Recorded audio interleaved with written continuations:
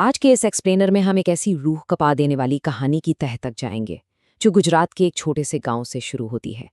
एक ऐसा झूठ जिसे इतनी सफाई से बुना गया कि सबने सच मान लिया। लेकिन कहते हैं ना, सच छुपता नहीं। ये कहानी है अपनों के ही हाथों अपनों के कत्ल की, जिंदगी और सपनों का गला घोंटने की। तैयार हो जाइए, क्योंकि ये केस आपको अंदर तक झकझोर देगा। 25 जून 2025 गुजरात का दंतिया गांव। एक 18 साल की लड़की के अंतिम संस्कार में सबको यही बताया गया कि उसे अचानक हार्ट अटैक आया और वो नहीं रही। अब आजकल ऐसे मामले कितने आम हो गए हैं, है ना? किसी को कोई शक ही नहीं हुआ। बाहर से देखने पर तो यही लगा कि ये बस एक बहुत ही शांत और स्वाभाविक सी मौत है, एक ऐसा हादसा जिसने कम उम्र में एक जान ले ली। लेकिन जरा इन दो नंबरों पर गौर कीजिए, 18 और 478। ये महज कोई आंकड़े नहीं है यार, ये चीख चीख कर एक बहुत बड़े नुकसान की गवाही दे रहे हैं। सिर्फ 18 साल की उम्र थी उसकी, और नीट जैसे टफ एग्जाम में उसने 478 का एक शानदार स्कोर हासिल किया था। चंद्रिका पढ़ाई में गजब की होनहार थी। वो आंखों में एक बेहतरीन डॉक्टर बनने का सपना लिए हुए थी। उसकी तो पूरी की पूरी जिंदगी अभी उसके सामने थी। लेकिन ये नेचुरल डेथ का सफेद झूठ ज्यादा दिन तक टिक नहीं पाया। अंतिम संस्कार के ठीक 42 दिन बाद एक सरकारी दफ्तर में एक लीगल डॉक्यूमेंट फाइल होता है, और अचानक ये पूरा का पूरा भ्रम चकनाचूर हो जाता है। उस एक कागज ने चीख चीख कर ये साबित कर दिया कि बॉस, ये कोई हार्ट अटैक नहीं था, कुछ बहुत ही खौफनाक हुआ था चंद्रिका के साथ। अब आप सोच रहे होंगे कि आखिर वो कागज था क्या? वो था हेबियस कॉर्पस।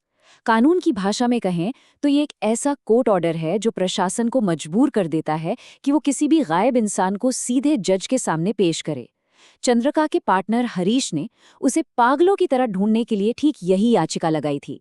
और यकीन मानिए, यही वो ट्रिगर पॉइंट था जिसने जमीन के कई फीट नीचे दफनाए गए एक काले सच को बाहर खींच निकाला। इस खौफनाक सच को समझने के लिए हमें चंद्रिका की उस छिपी हुई दुनिया में चलना होगा जिसे बेरहमी से मिटा दिया गया। शुरुआत होती है पालनपुर के बस स्टैंड से, जहां एक इत्तेफाक वाली मुलाकात धीरे धीरे गहरे प्यार में बदल जाती है। लेकिन ये प्यार एक बहुत बड़ी दीवार से टकराने वाला था। उसके पिता सेंधा भाई, एक पूर्व सरपंच और बेहद रूढ़िवादी सोच वाले इंसान, जिन्होंने उसकी जबरदस्ती शादी तय कर दी थी। ये सिर्फ एक प्रेम कहानी का विरोध नहीं था, ये दो बिल्कुल अलग दुनियाओं का सीधा टकराव था। एक तरफ थी चंद्रिका, उसकी मॉडर्न सोच, मेडिकल कॉलेज जाने का जुनून और अपनी मर्जी से अपना जीवन साथी चुनने की आज़ादी। और दूसरी तरफ उसके पिता का वो सख्त पितृसत्तात्मक अहंकार। उन्होंने उसे घर में कैद कर दिया और उस पर अपनी मर्जी थोपने की पूरी कोशिश की। ये दोनों दुनियाएं आपस में बुरी तरह टकराने ही वाली थीं। जब पानी सिर के ऊपर से गुजर गया तो 4 जून को चंद्रिका और हरीश भागकर अहमदाबाद चले गए। लेकिन जरा देखिए, सिस्टम ने कितनी बेदर्दी से उनका ये कदम कुचल डाला। पुलिस ने उन्हें राजस्थान के बालासार रिजॉर्ट तक ट्रैक किया, और फिर जो हुआ वो हैरान करने वाला है। दोनों कानूनन बालिग थे, फिर भी बिना किसी अरेस्ट वारंट के पुलिस ने वहां छापा मारा और इस कपल को गैर कानूनी तरीके से अलग कर दिया। कानून का काम है बालिगों की सुरक्षा करना, राइट? लेकिन यहाँ पुलिस खुद उस पितृसत्तात्मक सोच की रक्षक बन गई। उन्होंने चंद्रिका और हरीश के बिल्कुल valid legal live in agreement को रद्दी के भाव समझकर इग्नोर कर दिया। हरीश को तो शराबबंदी के एक पुराने फर्जी केस में फंसाकर जेल में डाल दिया, और चंद्रिका, उसे डरा धमकाकर एक झूठा बयान देने पर मजबूर किया गया ताकि वो अपने प्यार को जिंदगी भर जेल में सड़ने से बचा सके। अन्याय की इंतहा तो तब होती है जब 21 जून को हरीश को बेल मिलती है। वो जेल से बाहर आता है और देखता है कि उसका फोन पूरी तरह से वाइप हो चुका है। पुलिस ने बिना वारंट उसका सारा डेटा, सारा सबूत गैर कानूनी तरीके से उड़ा दिया था। ये सीधा सीधा हमारे संविधान के आर्टिकल 21 यानी राइट टू प्राइवेसी का मर्डर था। वो लोग चंद्रिका और हरीश के रिश्ते का नामो निशान मिटा देना चाहते थे। लेकिन कहते हैं ना, अपराध का कोई ना कोई सुराग छूट ही जाता है। पुलिस ने फोन तो साफ कर दिया, लेकिन हरीश ने जब अपना इंस्टाग्राम लॉगिन किया तो वहां चंद्रिका का एक मैसेज था, और वो मैसेज पढ़कर किसी के भी रोंगटे खड़े हो जाएंगे। उसने 17 जून को लिखा था, अगर मैंने उनके हिसाब से शादी नहीं की तो वो मुझे मार डालेंगे। ये सिर्फ एक मैसेज नहीं था, ये इस कहानी के खौफनाक अंजाम की एक साफ और डरावनी चेतावनी थी।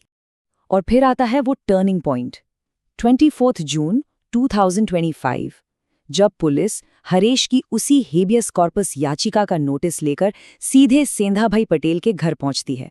इस एक नोटिस ने उस पिता के अंदर खलबली मचा दी। उसे साफ समझ आ गया कि अब चंद्रिका कोर्ट में उसके खिलाफ गवाही देगी, और बस इसी डर ने उसके झूठे अहंकार और उस खोखली इज्जत को उस हद के पार धकेल दिया जहां से कोई इंसान लौटकर नहीं आता। 24 जून की वो खौफनाक रात, सच्चाई इतनी डरावनी है कि सुनकर खून खौल उठे। रात के करीब 1:30 बजे खुद उस जन्म देने वाले पिता ने अपने भाई शिवराम और भतीजे नारन के साथ मिलकर ये खूनी खेल खेला। पहले अपनी ही बेटी के दूध में नशे की दवा मिलाई गई, और जब वो गहरी नींद में सो गई तो उसका बेरहमी से गला घोंट दिया गया। लाश को स्टोर रूम में लटकाया गया, और फिर इस पूरी बर्बरता को छुपाने के लिए एक हार्ट अटैक का झूठा नाटक रच दिया गया। अपनी उस सो कॉल्ड इज्जत को बचाने के लिए उन्होंने सबूतों को मिटाने की एक बहुत ही ठंडी और सुनियोजित साजिश रची। सुबह 4 बजे लाश मिलने का झूठा ड्रामा किया, बाकी रिश्तेदारों के मुंह बंद करवा दिए, और आनन फानन में सुबह 6 बजे ही उसका अंतिम संस्कार कर डाला। यहां तक कि एक फेक डेथ सर्टिफिकेट भी जुगाड़ लिया। बाद में जब एएसपी सुमन ने इन्वेस्टिगेशन की तो चाचा और चचेरे भाई तो पकड़े गए, लेकिन वो मुख्य कातिल, वो पिता, एक कायर की तरह वहां से फरार हो गया। तो जैसे जैसे हम आज के इस एक्सप्लेनर के अंत पर पहुंच रहे हैं, एक सवाल हम सबको अंदर तक झकझोर देता है। सच में, क्या सच्ची इज्जत बच्चों की खुशी में बसती है या उनकी जान लेने में?